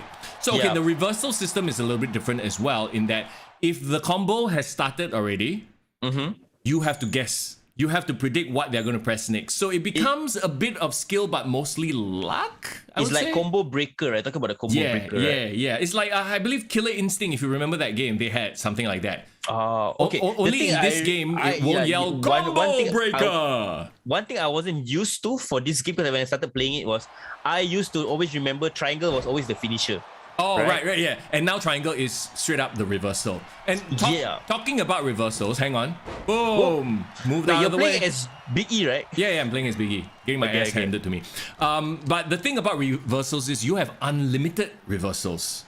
Nice. This time around. See, so essentially, right, this game, right, it's fun because you always have a chance to reverse a move. Because in previous games, when I played 2k19, it was so hard to reverse. Yeah, well, you would have to be ultra good at it. Yeah, like the right timing, the timing of a damn sweet just to reverse it. Yeah, I don't think you can't spam the triangle. If you spam triangle, you will miss reversals for sure because they only give you one shot at hitting the reversal. But okay, so Doc, when you said spam triangle, actually not necessarily. You must spam at the right time. No, I think you must. They will give like the anticipation so that you can press it at the right time. Yeah, right? The prompt will come up and let's get our faces right back there. So yeah, like. Here's the thing, right? Like, so what it does, it creates, unfortunately, a very AEW style of pro wrestling. Like, the back and forths? Yes. A lot of reversals, you can counter. Yeah. I mean, I personally like that. Yep. Because it looks like a fluid match. Because it's normal, right? In matches, you always reverse and stuff like that. Oh, but one thing I really love, I love the power moves. Because like when you do like the light move, which is square, circle will make you like have this very like emphasis to oomph to end the sequence of moves. Yeah, like I said, going back to the combo system, right? It always ends on the bigger button. So the grab being the quote unquote biggest. Right? Yeah. So if you just spam square, you'll just do the weak attacks and you're easily countered if, your opponent understands. But yeah, the only issue is if you get 2 people to play against each other who are very good at reversing, your match might never end. The entire match is just like the Shang-Chi like that. They're just moving like water like that. Yeah, like back and forth. Like, okay, we're gonna hit a reverse. Oh shit! Oh, I got the reverse. There you go. Boom. Oh. Backbreaker. Nice. Hey, bro, can you try to fight outside a bit? I want to see like the physics outside. So, okay. Like, they haven't made it perfect. To be honest, this is a one-on-one match, which is fine. But when you play ladder match, when you play tables and chairs, it can be a bit cock with the detection of items. How do you switch players? So, like, for example, you are facing one player, you want to face another player. R3. You press R3. Oh, so you press the R button lah. Yeah, your right stick, you press it down. Okay. Yeah. Oh, so there's also this other thing called dragging, right? Yeah. Well, Yeah. So for dragging is essentially you have to grapple them, press X. Then is it L1 or something? No. Grapple is O, so you... Oh, wait, let's not get counted out. So when you grab someone, you have to press L1. L1 to drag. Okay, I think we should go. Go back up, bro. Don't get counted out. So like that is new because usually I mean I can't remember how the old one works, but dragging someone you need to grapple them first, then you can drag them. Yeah. So whether it's dragging them to the corner or just like bringing them around the ring, that's one thing. Going up, what do you press? What, up the turnbuckle? Yeah, up the turnbuckle. You just run into it, or you can press R1. Okay, R1, so there's a dedicated for climbing or like, which is also to go up the ring, go down the ring, I assume, Yeah. right? See what I'm doing there? There you go. Yeah. I think a bit too far to do anything about it. Must try, bro, must try. Okay, Yeah, so yeah. now Hey. he started the combo. Oh, nice There big you go. power slam, power bomb right there. Oh, this is one thing I always need hang to on. know. Here comes the finisher. I have to Is reverse it- this. Claymore. Oh, there you go. Oh, You see, nice. so even though I didn't have like a stored reversal, if you remember the old games, you had to store your reversals, you can reverse. So you might think, wow, the games will go on forever. And it is true, but you just have to... Okay, is it a good or bad thing, or it's actually okay? I think it's fine. I think it makes the game very fun. Like you said, very fluid, very back and forth. Like, there were a lot of matches where I'm like, oh shit, I'm gonna lose, but I come back from behind, and then you feel that rush when you do so, you know what I mean? Yeah. Oh, one thing, so I've played the games only like 2 days so far. One thing I enjoy is the pin system. So the pin is really you have to button mash your way out of the situation. Thank God they brought back button mashing. Remember at one point, I can't remember if it was for pins or for submissions, but it was some like bullshit, what do you call that? It's like the cursor you must press at the exact same red space or something like that, right? Yeah, and I never understood it. I would always lose to a fucking camel clutch. No, the submission is Yeah. like you get it wrong, then suddenly they just step out like stupid things. Yeah, it made zero sense. Now we are back to button mashing. They made Yes. they simplified it so that it's fun. It's just fun to play. You know what I mean? Oh, he's going for his claymore again. Another So- one, are you gonna reverse that shit? Oh, You got it. Okay, this is how you get out of the pin. Faster, button mash. Can. There you go. Oh, okay. While Mr. Young is busy playing, let me read some of the comments. So Toverkin said, pacing feels good, like an actual match between the two. Yeah, you're right. Daniel asked, hey bro, what difficulty is this you're playing, bro? Normal, bro. Okay, normal. So it's easy, normal, and hard. That's what I remember. Is it? Yeah, even yeah. at hard is honestly not that hard if you are a veteran of this series. Yeah, Like that's I true. consider myself a veteran of this series. It's just the whole grapple system you will take maybe 5 minutes, 10 minutes to get used to. But after that, I think it's simple enough. Okay, I have a signature and I have a finisher. So a signature move obviously is... Oh, wait. R2 square, right? Yes, R2 square. But I think I don't have a signature anymore. I have to use my finisher. Okay, So, you this have- is new. This R2 thingy is new, right? Yeah. Oh, it took me a while to get used to it, man. Yeah, so apparently now, last time when you want to do like finishes, it's like, Oh, here we go. triangle, right? Big splash! There you go. But for this 2K, you have to press R2. Oh, that was close, Young. That was Like very close. You have to press R2 and then like R2 square.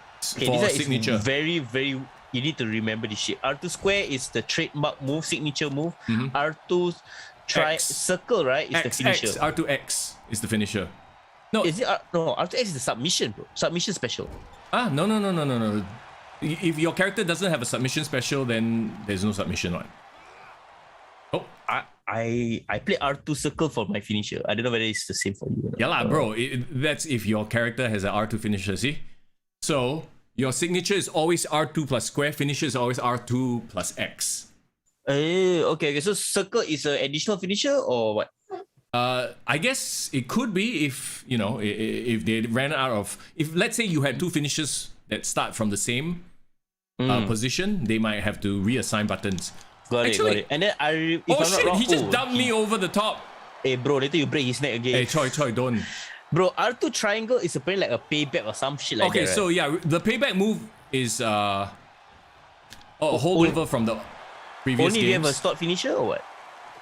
No, only if you have a payback. So you see the blue sections in the bar. So each one gives you a special thing to do lah. When you fill it up. Okay, so Doc has explained, yeah, correct. R2 circle is submission. Okay. Daniel said as most in difficult mode not- is legend. Oh, that means not a what? It's not a special lah. It's just a regular submission, is it? Yeah, just regular submission. Okay, Daniel says, have you guys played my GM mode? I have played my GM mode. Mr. Young also have played. Yeah. We'll talk about it later, right? Yeah. Also, you can play legend mode on like my faction, which will get the Future Shock DDT. Okay, my ass there you handed to go. me right now. Okay, we're gonna use his payback, which is resiliency. Hey, cannot! Why cannot? Hey! Go! Oh, No! Mr. Young, you lost! Walao! Okay, I think it's time to end the match anyway because we need to look at the other. Yeah. Other Anyway, places as well. in terms of the presentation, it looks amazing. It feels fun to play. I have to give them kudos for pivoting from the disaster that was 2k20 and delivering a fun game. 1-on-1, 2-on-2s. My thing is though, like with your triple threat, not triple threat, your ladder matches and your basically the more complicated matches, when collision detection becomes an issue, it gets a bit funky. But like it's been like that for every single one of these games, you know what I mean? So the ladder matches, DLC, all like a bit hard to play lah. Yeah, and also it's a bit caught like you're trying to, like, for example, I played a table match the other day, right? And I wanted to have like a cool ending where it ends on a finisher. No, I accidentally suplexed the guy and then his leg touched the table broke. I'm like, fuck, what? What the hell? The Okay, table okay. match ended on a vertical suplex, but it happens, you know, you just don't do moves next to the table lah. And Yeah, that's true. yeah, and like with ladders as well, once you figure out, it can be a bit intimidating trying to figure out what are the buttons to climb, to place, to smash with a ladder. But once you figure it out, you know, then it works lah, and then you can have your dream matches and stuff like that. Okay, so Have you tried like crazy ass multiplayer modes like Royal Rumble or Battle Royale yet? I have not tried Royal Rumble. The most I played was not Hell in a Cell, the Elimination Chamber. How was that? for you? It was fun enough, but I don't know what it is. I think maybe they ran out of time. The Elimination Chamber looks like shit. Really? Like it's not as good as the other designs? Yeah, like you can tell the rest there was more effort.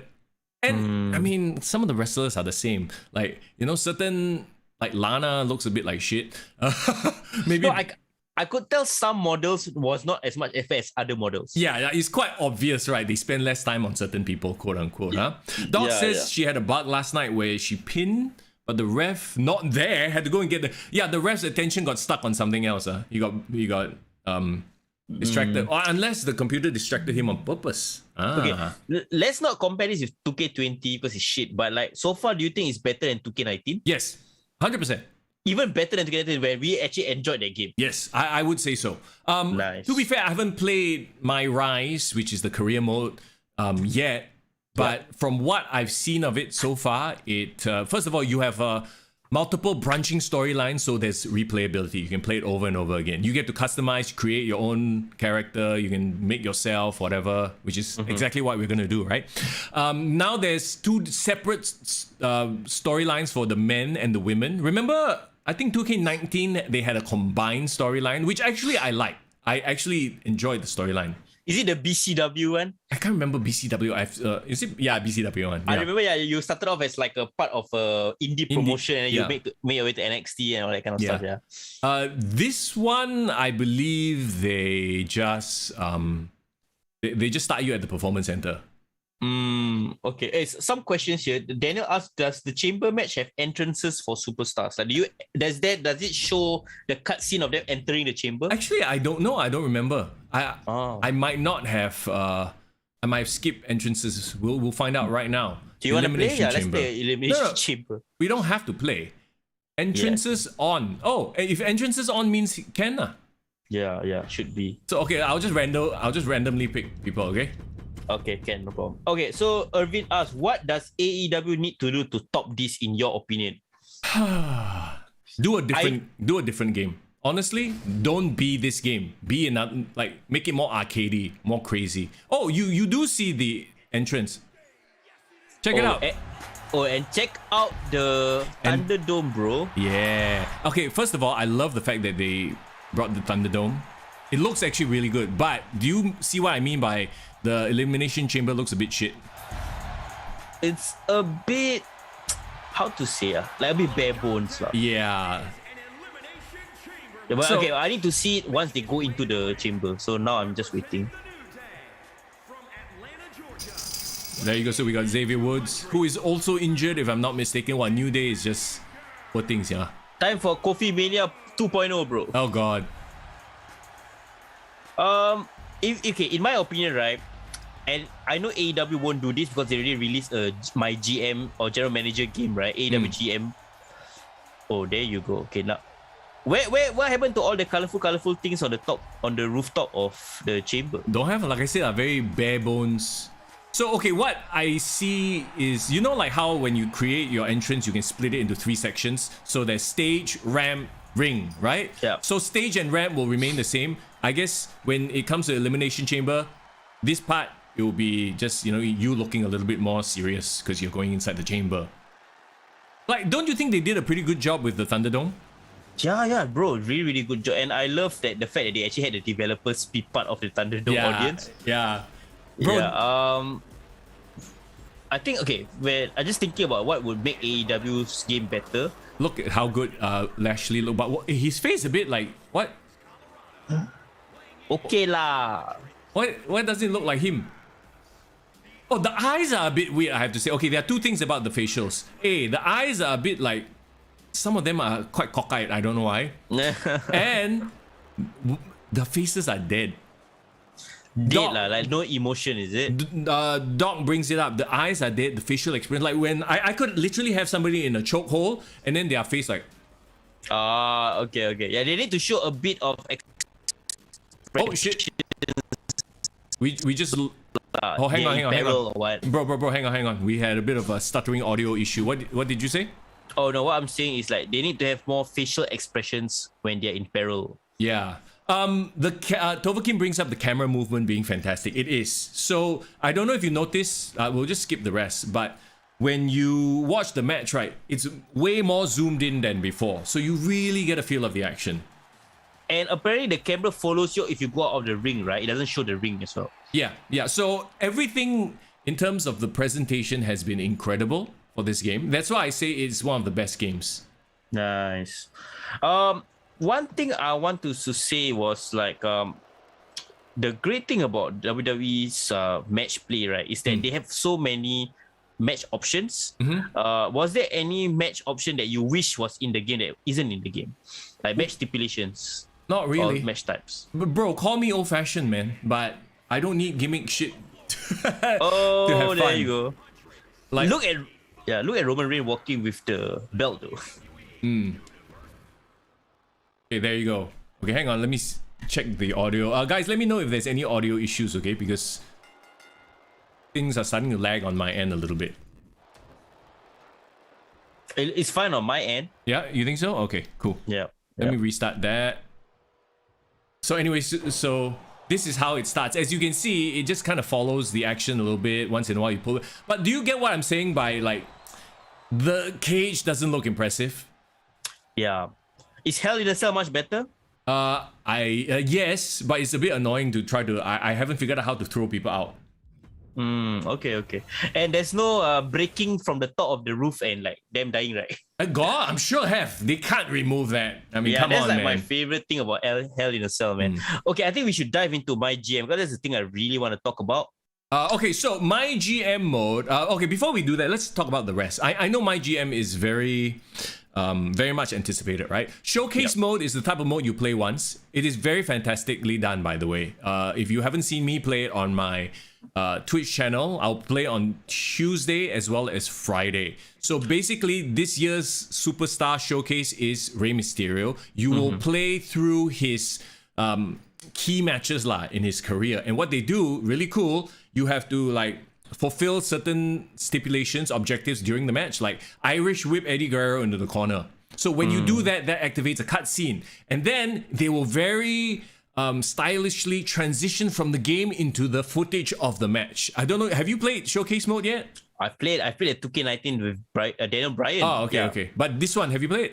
No, this one no, I haven't started playing. Okay. So yeah, it becomes a very storytelling sort of experience because you will have footage of Ray talking about the match itself, or talking about Eddie Guerrero doing this is how I felt during this match, and then he hits me with the backbreaker, and then of course on the screen you'll see the backbreaker, and then they'll transition from game into footage and footage back into the game, then you continue playing the match. So it's like you're living out his career lah. Very, very cool. Very, very interesting. And like was it easy to follow in that sense? Because like you're saying, like if it cuts in and out of cutscenes and matches, like can it get frustrating or is it still okay? No, it's done very well. So it only happens once in a while. But when it happens, it's visually very cool. Yeah. How far along are you on the showcase mode right now? Oh, I've only done the first two. So which matches was shown? I mean, for those who want to know lah. Both is Eddie Guerrero versus Ray, and second one Eddie Guerrero versus Ray. Also, by the way, you unlock these costumes when you play these matches. Oh man, So- Rey Mysterio's Halloween Havoc costume was like classic Yeah. though. So you will have Ray versus Shawn, Ray versus JBL, Ray versus Kane.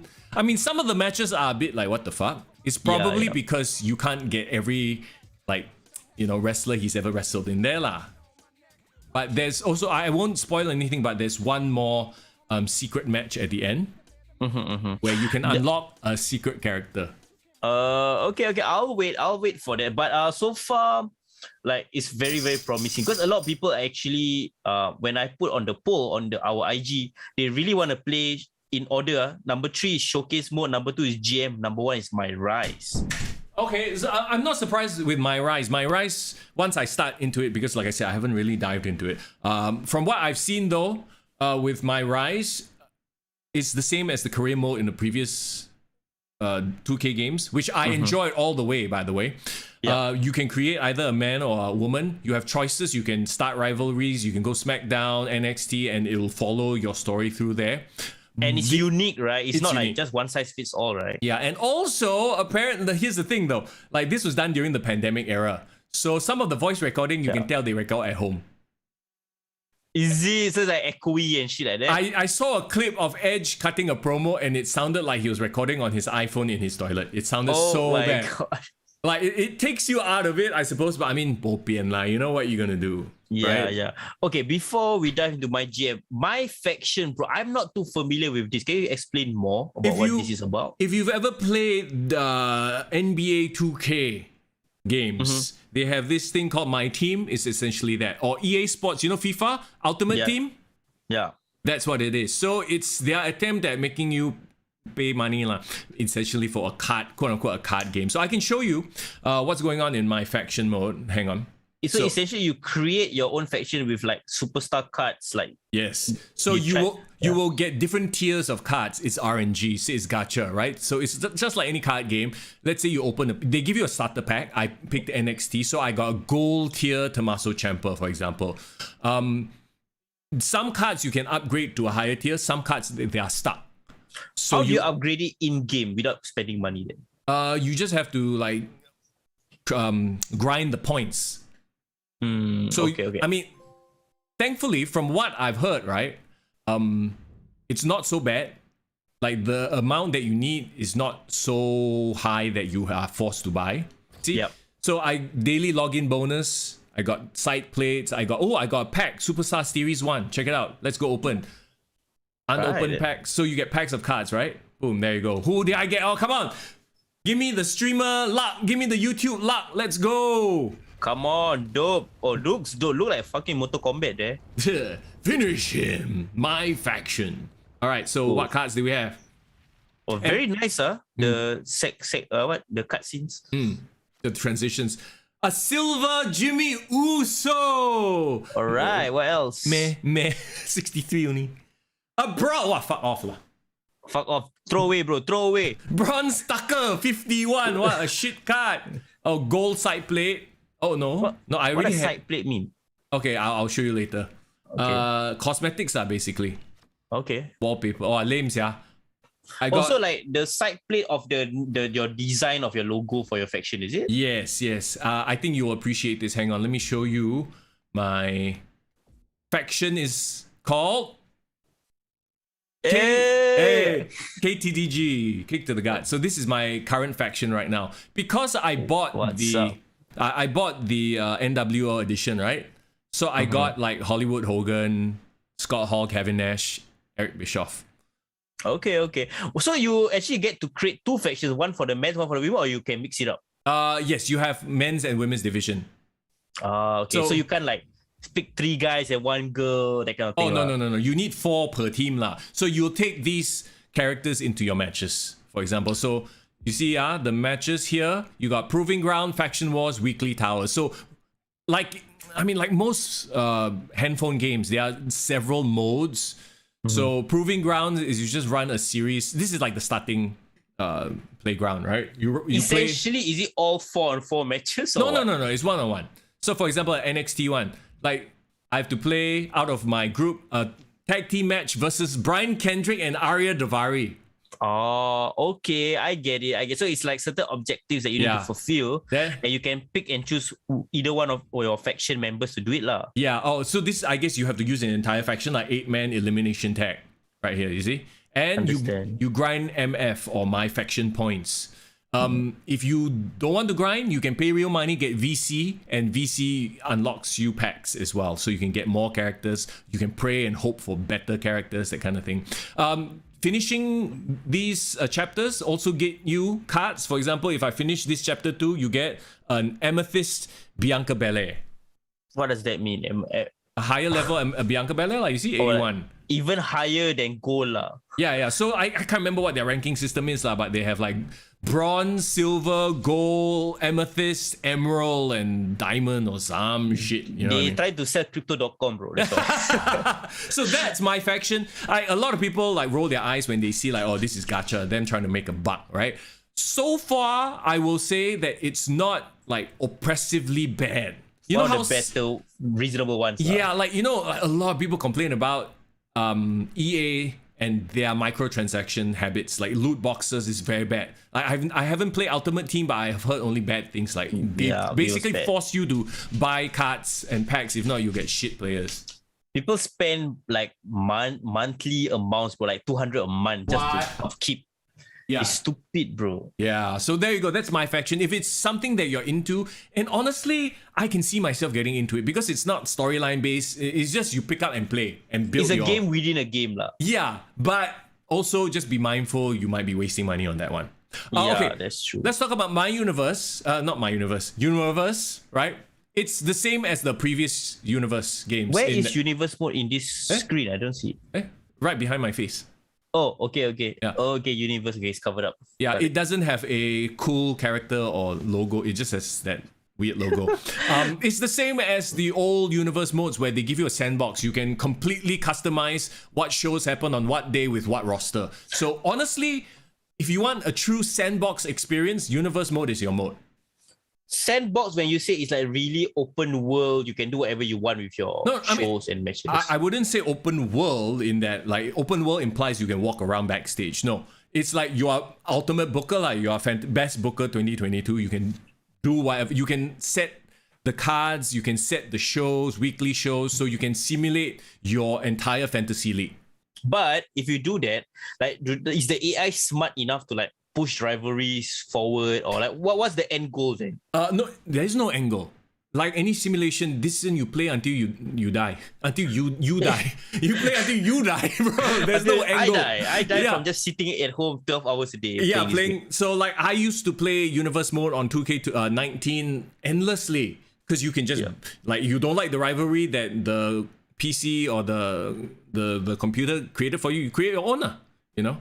Yeah, but it's still the same, right? It's like they will base you on match ratings, and then you work your rivalry towards a pay-per-view. Yeah. So I believe they will give you match ratings, but I mean, who cares? Like at the end of the day, it's up to you to do your own shit. You know what I mean?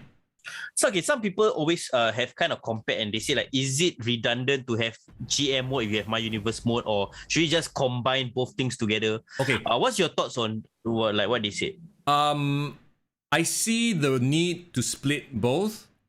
unless you can bring my GM mode into Universe, but have it as an option to switch on, switch off. Like Understand. I like. Okay, here's the thing, right? It's the difference between playing Football Manager and FIFA. Yeah. You know, Football Manager is really like the freaking, wow, you go down to the nitty gritty, how much you deal with contract negotiations, how much you buy, the stadium must renovation, all the money shit. Yeah. That's what my GM mode is. So, Got it.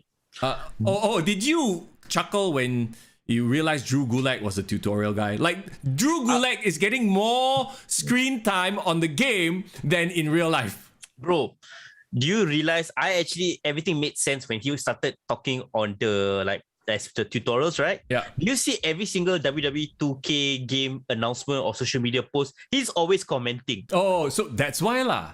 So okay, That's why he's spending his life doing the last 1 year lah, essentially. yeah lah. Hey, like I said, he's getting more screen time than ever right now. Huh? So okay, in Universe mode, essentially what you can do is go to My Universe and change everything. What championships are contested, relevant on what show, you choose. You can create your own shows. You can create your own rivalries. There you go. So this is truly like sandbox mode.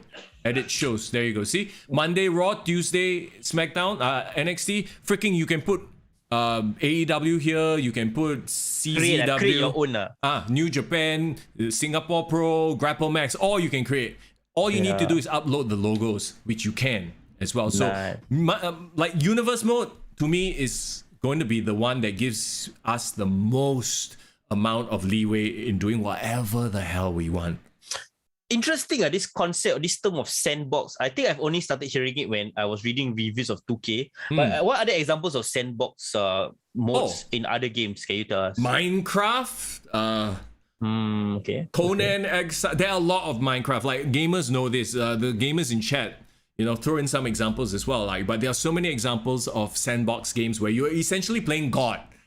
In You're this just case, creating your universe, like and that's why this mode is called Universe. You create the universe. You can have freaking one show with all women and another show all tag teams, no like singles belts. It's up to you. So I understand. This one really like is up to your imagination only. Then right, bro. I wouldn't you say like the one big criticism that people has been having on my GM, which we'll talk about soon, actually can be fixed. If you're not happy, just play My Universe mode lah. Yeah, correct. That's why I feel like maybe sometime in the future, what they need to do is combine GM mode within Universe. Then it makes sense. Okay, Get it adapted. Yeah, I don't know if you can do a draft in Universe mode. You can't. But I know. But you know what you can do? You go in and edit your own universe lah. You imagine your own draft. You basically just create your roster out of at the get-go lah. Yeah, you show only okay lah. Now after let's say 1 year, you finish one calendar year in Universe. You're like, I want to change Roman Reigns and swap him with friggin' I don't know Samoa Joe, right? You just go into edit, swap it over. You don't have like a competitive draft to play, but that's fine. You can find that in My GM mode, which we will go into. I don't want to. Okay, do you want to do an actual draft? Just for fun? If you want to show it, I guess on the stream right now, I can. Fine. Okay, so there's an intro. I will skip the intro. So okay, first off, you get to choose your GM, right? Johnny I didn't know you could choose William Regal. Oh yeah, I think they didn't have time to remove it lah. Poor thing. Because during the promo they never even talk about him, right? Yeah. No, during the promo, did you remember the one that's narrated by Stephanie? You could choose me. And like she also very conveniently did not mention Shane, her own brother. Yeah, very funny. You know the stories behind it. So you get to choose Adam Pearce, Sonya Deville, William Regal, Shane McMahon, Stephanie McMahon, or your own custom superstar, by the way. Nice. And then and each manager has like their own specialty, right? Yes. So they will have a power card, which only they have access to. So you can go in and like when you get the game yourself, you can find out like what each card does. Then each show also has a power card, right? Have you started like have you chose like your manager? Whose manager do you use? Okay, in my game I chose Sonya Deville. You see, I really finished. How about let's make it easier? You load your game. We see. No, I cannot. I finished already. Oh, wow! How many weeks you played? Yeah, I played the quick one. 15 weeks. Oh, okay. Because I chose 50 weeks, bro. Oh my god! I lost to Stephanie McMahon and her millions and millions of dollars. I think a bit too short for you to like make a comeback. Yeah, that's true. I felt sad. So I'm like, lost but whatever lah. Was it very hard to like put on better matches to be like with the lack of money or like kind of shit? See, there's the balance. Do you pay for the big superstars or you pay for the smaller superstars but have great matches? You know what I mean? So okay. I like what they've done here in that they've made it very we won't go through the draft itself. Like there's a lot to go through. So yeah. Okay, right off the gate, like the main thing people complain about is that you can only pick a one-on-one match or a tag team match. Yep. There's not a lot of variety in terms of the matches. And the only belts you can contest for is the women's belt and the main men's title belt, right? In a way, I understand why. I understand that it would be way too much. Hales, what's up? Yeah, Hales saw me play this last week on my Twitch stream. I spent all my money on wrestlers and no money. They're all freaking Roman Reigns has to come out in a high school gym. Poor thing, no. Hey, I asked you, bro, because I've been playing it, right? When I did my initial draft, I put default instead of custom, right? There's no Roman Reigns in my drafts, yeah. Why, Okay, so what happens is the roster you get is random. You don't get the full roster. So default means they give you a like based on the roster, they will give you random. If you custom, I think you can choose who is included in the draft. Because, I was thinking like, where the hell is my Roman Reigns? I couldn't get here. I was so annoyed. So what I did was I actually did the draft twice when I played it on stream. I did it once. I actually didn't save, and I completely oh no, okay. It didn't take. Then the second time I did the draft, I was like, how come like certain people are not there? Certain people were there. So I was like, oh, I understand. So each time you do the draft, they actually randomize who you can pick, who is not available, that kind of stuff. So I feel like, okay, my GM mode is its own thing. And yes, I agree with the criticisms that it is very bare bones. But I think it's also because it is new and they need room to grow. So they can sell you, 2k23 and have new, match types in the next year, right? I think that they will just, like with any game lah, you cannot go out all full guns blazing and expect it to not have issues. No, but my problem actually is why they even take out the original GM mode, because that mode I thought was perfect. You know what I mean? Like they already had everything that we are asking for right now, So maybe they thought the My Universe mode is the thing that will transition them out of it. Yep. But essentially, if you said that they had time for them to grow back, it's literally just grabbing back the things that they let go of in the first place. Well, okay, I've never played the old My GM modes in those games. That's when I stopped watching wrestling. But I always scratch my head. It's like, why are you guys complaining when you have a literal sandbox mode where you can do whatever the fuck you want? Is it because people have no imagination? It's like, just take a pen and paper and do your own draft lah. Like, I think people just wanted that the feel of playing like a mini game of being able to draft and then an AI drafting against you. Yeah, definitely. I mean, that is, I think, one of the reasons why people enjoy drafts, WWE drafts. Like that feeling of being like your own fantasy league. But let me tell you the things that I do like about this GM mode. Like, honestly, for me, I'm a huge fan of like contract negotiations. Yes. Like, I love like buying or signing play. That's me from career mode, like, essentially, right? Yeah. Bro, it's funny like when you have some random jobber coming up to you, it's like, oh, I think I should be featured in the main event. I'm like, no, you don't. Bye-bye. And then, do you even add any jobbers to your show? No. Like the most jobber people I had were like Dexter Loomis and Billy Kay. Okay, like decent lah. Yeah. Even the free signings, right? So after, apparently there's like 8 rounds of initial draft. Then after that it becomes optional, right? Yeah. And then you can pick up free signings after the fact. But all these free signings, is it randomized? I believe they are randomized as well. Yes. Okay. Got it. So I mean, yeah. I'm still very new. I'm like only a few weeks into the game. Same. I haven't had too much time to play, and like a 15-week season. So the next step is to start a 50-week season and just go head to head with whoever. What sucks is there is no multiplayer on this. I mean there is, but you have to be there physically. Like, it's great if you have a brother, you play with them at home, you're at home all the time. But if you want to play, let's say if I want to play with you, what the fuck, bro? You want to come and live in my house and play? It's like, it's impossible, right? I mean, we gotta figure out how we're gonna go about that. Honestly, I thought it was gonna be an online situation where you and me can link up and we can fight each other. Yeah, and then take turns, right? Like, hey, bro, my turn finished, go and do your turn. I thought it was that also, but it turns out it's not. So we have to get creative, and I think, see, that's where I put my money into the universe mode, where we can do something very fun with creating our own league, fantasy draft, and all that shit within universe mode. We will work together on that. Get the community on Discord, on the stream, everything involved. Y'all be part of it. Y'all do your drafts. I think it's going to be a lot of fun. We'll figure it out. We'll get the Discord community involved. We get people on our Instagram all involved. People on Patreons. Maybe we create a kick to the gut universe mode. Like a league, kick to the gut. Like we create our own federation, and I don't know, we draft in people, bro. The options are limitless. Yeah, the option. Okay, right now, logistically, I can't screen record my shit and stream it. We have to rely on your amazing PS5 technology to do it. But what we can do is like, is it possible, like for me, like if I draft my side or like my matches and I kind of like send it. Wait, hold on. We're getting a bit of lag. Hold on. We're getting a bit of lag. Let's ride it through. We'll talk about this off the stream lah. But I mean, you know, the technicalities aside, we will definitely figure something out. Can. I think GM mode is out. There's no way we can play GM mode like, you know.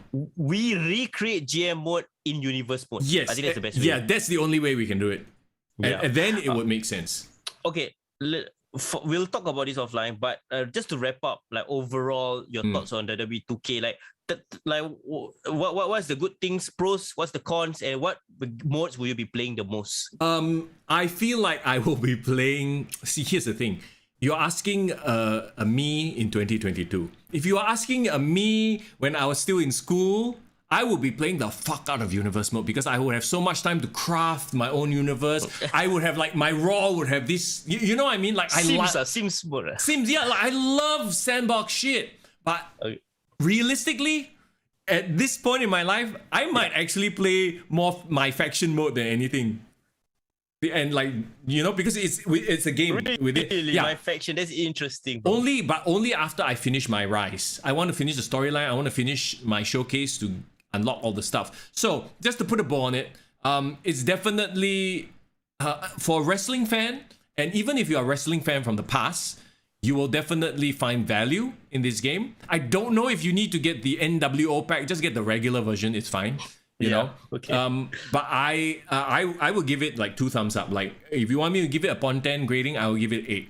It's not perfect. It is in a lot of ways better than what the WWE product is right now. Yeah, it makes Drew Gulak over, bro. I mean, come on. Exactly, right? And as you know, like when you talk about like My Rise, they are free to go and come up with all sorts of crazy shit in terms of storylines to get your character through. And then after that, you can come up with your own crazy shit, dream matches, all that shit in universe mode. So like, I'm looking forward to what My Rise have in store for sure. Yeah, for me, you know, I'm a GM guy, so I want to get my GMO out of the way first. Yeah. Actually, that's why I honestly played the quick one. So I just wanted to see how it plays first without investing too much. Maybe in the long run, I will try to run a 50-week. But okay, and here's the thing about GM mode. It's a great mode to just like to play if you have nothing better to do and you only have like 15 minutes. You can just sim a few weeks and then fuck off. You know what I mean? Yeah. It works perfectly for my schedule. Okay, we have to understand, we have to take into our actual real life into account. Yes. Like as much as I want to devote a lot of time in the universe mode, I know that this part of my life, it's impossible. It's absolutely impossible. So most likely I'll play My Rise, GM mode, even my faction, because my faction is literally you pick up, you play one match, you can go away. Yeah. For me, I would, like I said, my GM mode will be first, but my second would actually be showcase mode. Okay, but here's the thing. Showcase mode is the type of mode where you play once and you're never going to come back to it. Yeah, that's the point. I want to get out the easy ones out of the way first. Yeah, just play it, you know, unlock. Who do you think you can unlock with showcase mode? I mean, it's quite obvious, right? Bro, Chris Benoit, right, bro? Tell me it's Chris Benoit. Bro, you're right. It's Chris Benoit, bro. You unlock Chris Benoit. There you go. Okay. Would you recommend the game? I like I said, I recommend the game, especially after we've been, wrestling gameless for like how many years? Bro, better than WWE Battle Stars or whatever fuck it was last year. The Battlegrounds was a joke. Let's not even bring that up. Let's not even talk about that. Yeah, but I think it's a great return to form. I'm still trying to decide. Give me more time to decide whether it's better than 2K19 because 2K19 I really, really enjoyed it. But 2K19 didn't have GM mode. That already in itself is a win, right? By the way, they did remove like some like custom entrance. Some of the more nuanced custom entrances, which honestly, after a while, it was okay. Because like I said, at this point in my life, I don't have time to go and edit every nuance. And a lot of times I skip entrances also after a while. So yeah, which is kind of sad because a lot of people are excited to see the entrances. But at the end of the day, you want to get back to playing the games. Yeah, exactly. You don't have like infinite amount of time. I get it for those who are like very free or are maybe in college. Instead of studying, you're playing games. That's fine. I get it. We all have done that. I get it. I'm jealous. Yeah, I'm jealous. Yeah, but I get it from that point of view as well. But honestly, beyond that, I think it's a fantastic game. So, wrestling fans, past and present, can definitely enjoy it. Yeah. Okay, that's great. I am excited. I want to save my thoughts, like full thoughts, until I have another week to play everything. Yes. But so far, early signs is great, and I got the standard edition, bro. Okay, there you go. Worth it, way worth it, and we're gonna be spending a lot of time as wrestling fans, and with WrestleMania coming up, oh man, like I think the hype for WrestleMania is coming from me playing WWE 2K as opposed to watching the shows. Yeah, which is crazy, right? We should reach out to 2K after that glowing recommendation, get them to sponsor. Bro, send an email and then go embed this YouTube video. There you go. All right, guys, thank you so much for hanging out with us on the Monday afternoon. Certainly hope to see you again next week. As always, hey, do us a favor. If you haven't already, hit subscribe, hit like on this video as well. Do the same on all our other social media as well. And of course, check out our Patreon page if you want to take your support to the next level. Hey, any tier we appreciate. Even you just being here, being on our Discord, sharing stories, laughing, joking, whatever on our Discord. Hey, we have a great time doing that as well with you guys. So once again, thank you so much for being here. Next week, we are getting closer and closer to WrestleMania. We are definitely going to preview all that and more. Plus, perhaps an interview is coming our way soon. Akan datang, wait and see. Oh, some exciting stuff on the way. Yeah, bro. Maybe I give a bit of a preview for wrestling fans, guys. This week, better go to the theater, bro, and support a wrestling movie that's coming out. Oh, theaters, a wrestling movie? Okay. Well, keep you updated on our socials. As always, here on Kick to the Gut, it is Mr. Young. And it's for in the building. Have a great week. Kick to the gut. I like it.